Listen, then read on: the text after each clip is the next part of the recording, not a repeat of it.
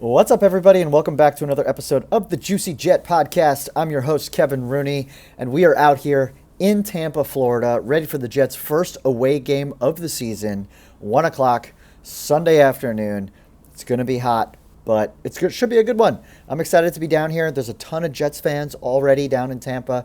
I'm seeing all the images coming through TikTok and Instagram of all the people that are flying down as well.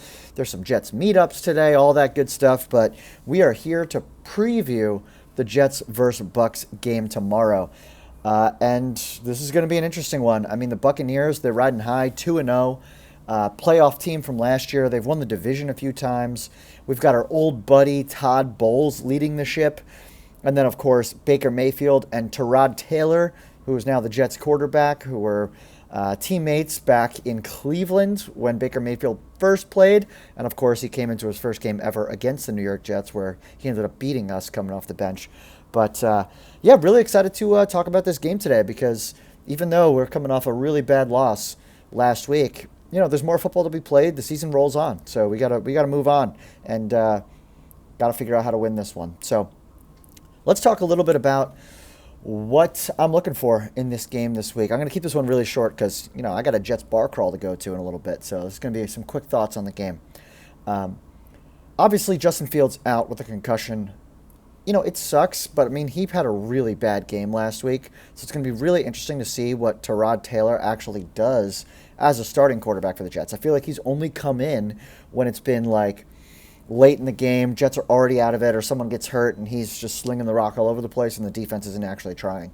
So I'm excited to see what he actually looks like. We also didn't see him in the preseason at all because he was hurt. So I don't know what Tyrod Taylor's going to look like. It's going to be interesting.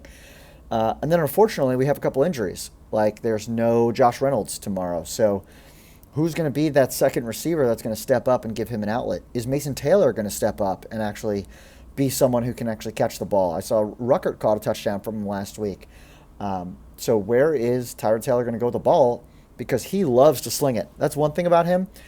When you compare Justin Fields and Tyrod Taylor, Justin Fields has the highest of high ceilings. He is someone who could be an awesome quarterback in this league, but he has games like last week where he just doesn't show up and it looks miserable. He was 3 for 11 for 27 yards in an NFL game. That's crazy. In 2025, it's nuts. But Taylor, he likes to throw the ball down the field. Now, he's not going to have the upside of the rushing ability and things like that, but he likes to sling it. So I'm curious to see how Engstrand plays this as a play caller. Do we still run the ball heavily? Is that our game plan? Or is there going to be some more balance to the scheme? We got to stop having defenses put 8 guys in the box. So you're going to have to throw it downfield eventually just to give us some breathing room. Give Breece Hall and Braylon Allen some breathing room in the way that they play. So that's going to be really interesting. The offensive line, I think, is going to be the offensive line. I mean, you can put it in the bank. Hassan Reddick will have a sack against us. So I mean, that's just what happens to the Jets these days. Somebody leaves the team, someone who played horrible for us is going to get a sack and beat us. But I think the offensive line has got to take command. No Kalijah Cansey in this game for the Bucs, so they got to take over. I know Vita Vea is one of the best players in all of football, but you got to win up in the trenches up front and kind of give some room for Breece Hall, Braylon Allen, and Tyrod Taylor if he actually runs to do their thing. I am really concerned about the receivers. I think Garrett Wilson's going to have a big day. I think Taylor's going to lean on him a lot. I think Mason Taylor should get more involved. Ruckert's going to be involved. But who's the other receiver? Is it Lazard? Is it Tyler Johnson? Arian Smith going to get more plays? Can we call someone up from the practice squad like Quentin Skinner maybe? Jamal Pritchett? I don't know. I don't know what they're going to do. But it's a really empty receiving room right now besides Garrett Wilson. So that's the offensive side of the ball. Defensive side of the ball, really tough injury for us right now with Jermaine Johnson out because there's just no depth on the defensive line group, on the DN group at least. You got Will McDonald on one side, and then Michael Clemens has to roll out there and be a starter on the other side, which is just awful. The Jets fans know how awful it is to have him be one of the starting defensive ends. So it's brutal, but we need a big Will McDonald game. We need a big Quinnen game. Now, Baker, he can run. He can move. He's not the most athletic. He's not like your Justin Fields, but he can get out of the pocket and run. And you saw him. He got beat up against the Texans. I'm sure he's got bumps and bruises and is a little hurt, but we gotta continue to punish him a little bit back there. So I'm really looking for a big Will McDonald and Quinn Williams game. One thing that I thought was interesting that I heard from other Jets podcasters, I don't know if the Jets are actually going to do this, but since we have such a lack of depth at the end, it's really like Clemens, Tyler Barron, Braden McGregor, like it's all guys that shouldn't be on the football field. They talked about potentially moving Quinn Williams to defensive end, where you just have Harrison Phillips and Briggs play the D tackle spots, and then you put Will McDonald and Quinn Williams at the D end spots. I think that's really interesting. I would love to see that happen. I don't know if it's going to, but I think it would be a cool, innovative idea from Steve Wilkes and his crew. Now, for the defense in general, whether you have Jermaine Johnson or not, which it sounds like we're not going to have him, whether Tony Adams plays or not, I know Michael Carter's a little banged up. You can't give up another 30 points. Like, we've given up 64 points in 2 games. Like, this defense has talent. There's no reason why we should have Baker throwing for 4 touchdown passes. It can't happen. And if it does, that's Steve Wilkes. His job is on the line already in week 3, which will be crazy. But cannot have the team give up another 30-plus points. So they got to lock down. That's the only way we're going to be able to play with some of these teams. You got to make stops, and we haven't been able to make stops this year.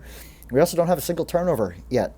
This defense is supposed to be like a ball-hawking defense with, Todd Bowles leading the charge. It sounds like it's a Steve Wilkes defense, and there's not a lot of cool stuff happening.